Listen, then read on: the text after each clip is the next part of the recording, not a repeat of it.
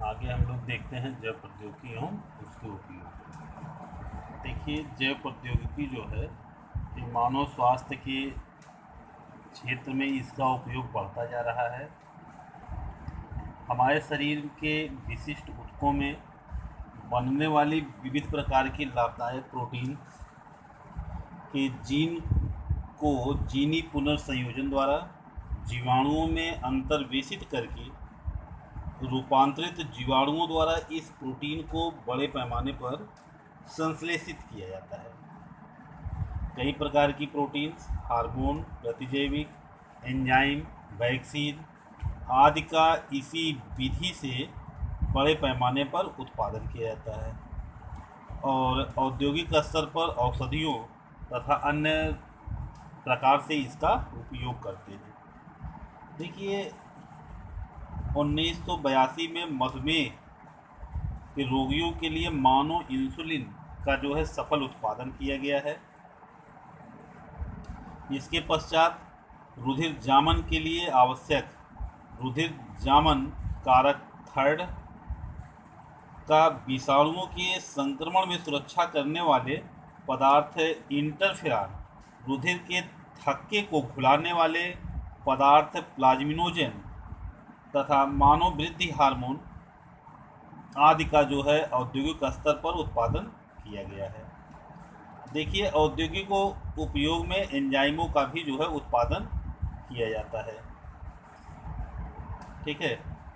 अच्छा, अपमार्जक तथा पाचक एंजाइम के रूप में काम आने वाले प्रोटीएजेज सेल्यूलोज जैसे जटिल कार्बोहाइड्रेट्स के विखंडन से शर्करा उत्पादन में काम आने वाले एमाइलेजेज, पनीर उद्योग में काम आने वाले रेनिन, ये जो है प्रमुख हैं। यानी मतलब जैव प्रौद्योगिकी जो है मानव स्वास्थ्य के क्षेत्र में देखा जाए इसका उपयोग जो है काफ़ी तीव्र गति से बढ़ रहा है। हमारे शरीर के जो विशिष्ट ऊतक हैं उसमें बनने वाले विविध प्रकार के लाभदायक प्रोटीन्स के जीन को जीनी पुनर्संयोजन द्वारा जीवाणुओं में अंतर्वेशित करके रूपांतरित जीवाणुओं द्वारा इस प्रोटीन को बड़े पैमाने पर संश्लेषण करवाया जाता है। देखिए, मानव के लिए इसका उपयोग क्या है भाई? जब से जीनी अभियांत्रिकी आई है, बायोटेक्नोलॉजी है ना, तो इसके द्वारा जो है मानव को कई प्रकार से लाभ हुआ है। हम आज देखते हैं इसी में मानव इंसुलिन के बारे में। मानव इंसुलिन, देखिए, मानव में मधुमेह रोग कार्बोहाइड्रेट उपापचय की गड़बड़ी से होता है। मानव में जो मधुमेह रोग है, मधुमेह रोग कार्बोहाइड्रेट्स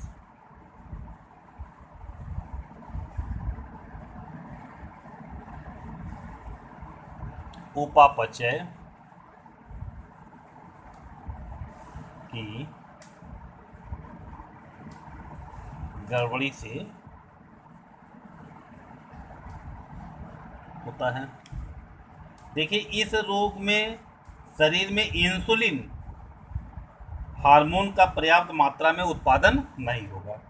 जो मानव इंसुलिन है, इंसुलिन जो है पर्याप्त मात्रा में नहीं बनती है। अच्छा, होता क्यों है मधुमेह रोग? कार्बोहाइड्रेट्स उपापचय की गड़बड़ी के कारण से होता है और इस रोग में इंसुलिन हार्मोन जो होता है ये पर्याप्त मात्रा में उत्पादन नहीं हो पाता है। अच्छा, मधुमेह के रोगियों में ग्लूकोज का उपापचय ठीक से ना होने के कारण से रक्त में ग्लूकोज की मात्रा बढ़ जाती है। रक्त में ग्लूकोज की मात्रा बढ़ जाती है। ठीक है।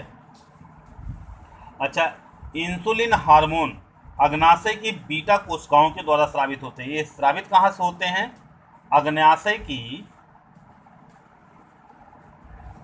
अग्नाशय की बीटा कोशिकाओं के द्वारा बीटा कोशिकाओं के द्वारा स्रावित होता है। ठीक है, और यह हार्मोन जो है शरीर की कोशिकाओं को रक्त से ग्लूकोज लेने के लिए प्रेरित करता है। भाई जो रक्त है, अब देखिए जब ये हार्मोन होगा शरीर में तो ये करेगा क्या कि जो हमारा रक्त है, रक्त में जो ग्लूकोज की मात्रा पाई जाती है उस ग्लूकोज की मात्रा को कोशिकाएं जो है ग्रहण कर लेती हैं, और अतिरिक्त ग्लूकोज जो है, जो ज़्यादा मात्रा में ग्लूकोज होगा वो ग्लूकोज यकृत में ग्लाइकोजन के रूप में संचित हो जाता है। तो हम लोग पढ़े भाई, जो हम लोग भोजन लेते हैं, भोजन का उपापचय होता है, पाचन की क्रिया होती है, पाचन की क्रिया होने के पश्चात क्या बनते हैं, ग्लूकोज बनता है, और जो ग्लूकोज होती है उस ग्लूकोज की शरीर की कोशिकाएं जो है ग्रहण कर लेती हैं। लेकिन इंसुलिन की मात्रा जो है क्या हो रही है, नहीं बन पाती है, जिनके कारण से कोशिकाएं जो है रुधिर से ग्लूकोज की मात्रा नहीं ले पाएंगी, तो जिनके कारण से रुधिर में ग्लूकोज की मात्रा बढ़ जाती है, जिसको हम क्या कहते हैं, मधुमेह कहा जाता है। अच्छा, अगर से कोशिकाएं ग्रहण कर लेती हैं ग्लूकोज को, जो ज़्यादा मात्रा में ग्लूकोज होगा उसको यकृत जो है ये ग्लाइकोजन के रूप में संचित कर लेता है। देखिए मधुमेह जो है दो प्रकार के होते हैं, एक तो होता है टाइप 1 और दूसरा होता है टाइप 2। तो देखिए जो टाइप 1 में जो है देखा जाए, insulin dependent diabetes mellitus, type 1 में क्या आएगा, टाइप 1 में देखिए IDDM, इसको कहते हैं इंसुलिन डिपेंडेंट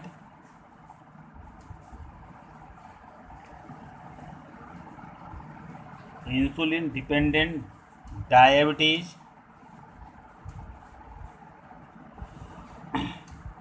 मिलेटस, है ना, IDDM, insulin dependent diabetes mellitus. देखिए ये रोग जो होता है ये बाल्यावस्था में होता है। टाइप 1 का जो डायबिटीज है ये कब होगा, ये बाल्यावस्था में होता है। कब होता है, बाल्यावस्था में होता है। इस रोग में शरीर का जो प्रतिरोधी तंत्र होता है ये गलती से अपनी ही बीटा कोशिकाओं को नष्ट कर देता है। भाई देखिए गलती से हो रहा है कि इस रोग में जो प्रतिरोधी तंत्र जो है ये क्या करता है, गलती से अपनी ही बीटा कोशिकाओं को नष्ट कर देता है, जिसके कारण से इंसुलिन का स्रावण नहीं, चूंकि बीटा कोशिकाएं ही इंसुलिन का स्रावण करती हैं। अब जब बीटा कोशिकाएं ही गलती से नष्ट हो गई प्रतिरोधी तंत्र की गलती के कारण से, तो क्या होगा, इंसुलिन का स्रावण नहीं हो पाएगा और रोगी जो है रोगी किसका हो जाएगा, डायबिटीज का रोगी हो जाएगा। इसके लिए प्रतिदिन इंसुलिन का इंजेक्शन देते हैं। तो ये जो टाइप 1 है ये बाल्यावस्था में होता है, बाल्यावस्था का रोग है। प्रतिरोधी तंत्र जो है गलती से ही अपनी बीटा कोशिकाओं को नष्ट कर देते हैं। देखिए टाइप 2 जो है, टाइप 2 में क्या है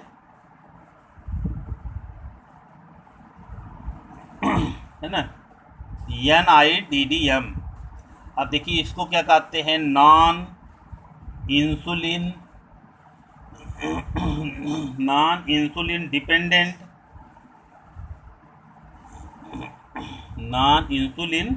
dependent diabetes mellitus, non insulin dependent diabetes mellitus. देखिए यह रोग जो है प्रायः कब होता है, 40 वर्ष की आयु में होता है। कब होगा, 40 वर्ष की आयु में होता है ना, 40 वर्ष की आयु में होगा और आमतौर से मोटे व्यक्तियों में होता है। इसमें होगा जो व्यक्ति जो है मोटे होते हैं उन लोगों में होता है, मोटे व्यक्ति। और इस दशा में इंसुलिन जो होती है कम मात्रा साबित होती है, इंसुलिन की मात्रा जो है कम हो जाएगी। और इस रोग को खान पान नियंत्रण, व्यायाम आदि के द्वारा जो हम नियंत्रित कर सकते हैं। नहीं होने पर डायबिटीज के लिए क्या करते हैं, इंसुलिन का इंजेक्शन देते हैं, उनके द्वारा नियंत्रित किया जाता है। देखिए इंसुलिन के अणु जो है अल्फा बीटा, इंसुलिन के अणु जो होते हैं ये क्या है, अल्फा बीटा 2 पॉलीपेप्टाइड श्रृंखलाएं होती हैं। अल्फा बीटा क्या है, 2 पॉलीपेप्टाइड श्रृंखलाएं होती हैं, पॉलीपेप्टाइड श्रृंखलाएं, पॉलीपेप्टाइड श्रृंखलाएं होती हैं। मानव सहित जो स्तनधारी हैं उनमें इंसुलिन प्रो इंसुलिन के रूप में संश्लेषित होता है। इसके अतिरिक्त पेप्टाइड श्रृंखला सी भी होती है। और परिपक्वता के समय सी श्रृंखला जो है जब परिपक्व होते हैं तो ये सी वाली जो होती है ये पृथक हो जाती है ना, यानी कि इंसुलिन में जो है सी श्रृंखला नहीं पाई जाती है। देखिए 1955 में फ्रेडरिक सेंगर ने पता लगाया गाय के अग्नाशय में, ने पता लगाया कि जो गाय है, गाय के अग्नाशय से प्राप्त इंसुलिन अल्फा बीटा पॉलीपेप्टाइड श्रृंखलाओं में क्रमशः 21 से लेकर के जो है 30 इम्यूनो अम्ल अणु होते हैं और ये आपस में डाई सल्फाइड बंधों के द्वारा जुड़े हुए होते हैं। इसकी खोज के लिए जो है 1958 में नोबेल पुरस्कार प्रदान किया गया।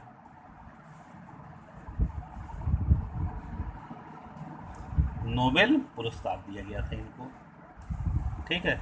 कब दिया गया था, फ्रेडरिक सेंगर ने गाय के अग्नाशय में, गाय के पैंक्रियाज में इन्होंने क्या देखा, अल्फा और बीटा पॉलीपेप्टाइड श्रृंखलाओं में, अल्फा बीटा पॉलीपेप्टाइड श्रृंखलाओं में 21 और 30 इम्यूनो अम्ल के अणु देखे थे, इम्यूनो अम्ल के अणु देखा गया था, ठीक है। और ये आपस में जो है डाई सल्फाइड बंधों से जुड़े होते हैं। इसकी खोज के लिए जो है इनको दिया गया था 1958 में नोबेल पुरस्कार प्रदान किया गया। और दूसरा नोबेल पुरस्कार जो है 1980 में डीएनए पर बेस अनुक्रमण ज्ञात करने के लिए जो है इनको दिया गया था, ठीक है। ये है। अच्छा देखिए अब हम आगे देखते हैं कि जैव प्रौद्योगिकी जो है इसके विकास में अभियांत्रित जीवधारियों द्वारा, यानी जीवधारियों का मतलब जीवाणुओं के द्वारा जो है मानव इंसुलिन के निर्माण की विधि जो है विकसित की गई है। सन 1983 में, कब, 1983 में एली लीली नामक जो है अमेरिकन प्रतिष्ठान ने सबसे पहले आनुवंशिक अभियांत्रिक मानव इंसुलिन बनाया। लिली नामक अमेरिकन प्रतिष्ठान ने सबसे पहले आनुवंशिक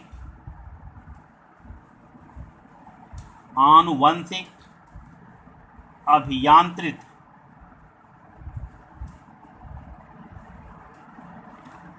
इंसुलिन बनाया।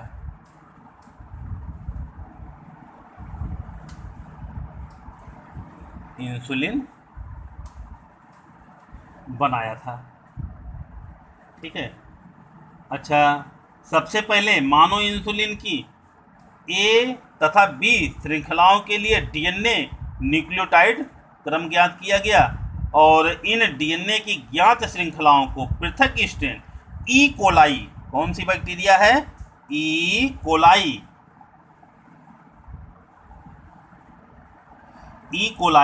बैक्टीरिया के प्लाज्मिड्स से ई कोलाई बैक्टीरिया के प्लाज्मिड्स से